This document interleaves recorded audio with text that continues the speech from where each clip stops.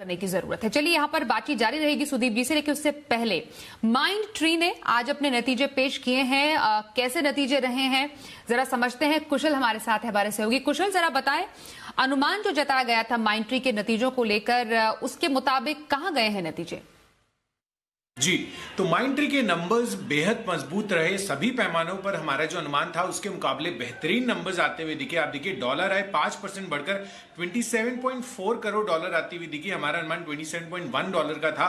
साथ ही अगर आप कंपनी की मार्जिन्स देखें, यहां पर बड़ा सरप्राइज आता हुआ दिखा है। 17.6% के अनुमान के मुकाबले 19.6% के मार्जिन्स कंपनी रिपोर्ट किए हैं। साथ ही कंपनी का मुनाफा भी ऑलमोस्ट 29% बढ़कर 326 करोड़ रुपए आता हुआ दिखा है। हालांकि इसमें अन्य आय का जो कंपोनेंट है वो भी सिग्निफिकेंट है, करीब 62 करोड़ रुपए का।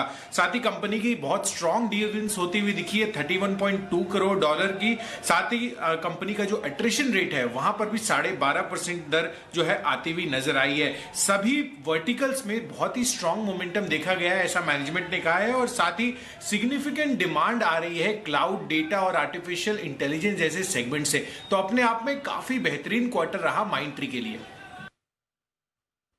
बहुत शुक्रिया माइंड ट्री के नतीजों पर और ज्यादा डिटेल में जानकारी देने के लिए आपका कुशल।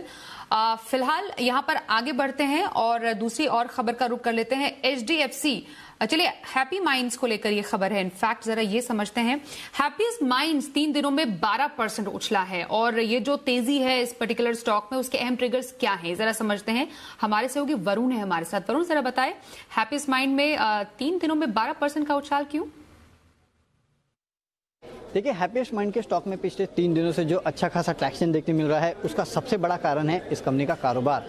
कंपनी की कुल आय में से करीब 97% के आसपास जो है वो डिजिटल कारोबार से आता है और अगले 2 सालों में अच्छे ग्रोथ की अपॉर्चुनिटीज़ है। अगर आप डॉलर आय को देखें तो अगले 2 साल तक सालाना 15% के आसपास की ग्रोथ का अनुमान लगाया जा रहा है।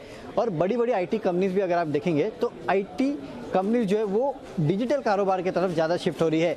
एक्सेंचर ने हाल ही में कहा था कि इनकी कुल आय में से अब जो डिजिटल कारोबार है वो करीब 70% कंट्रीब्यूट करता है, पहले 60% के आसपास करता था।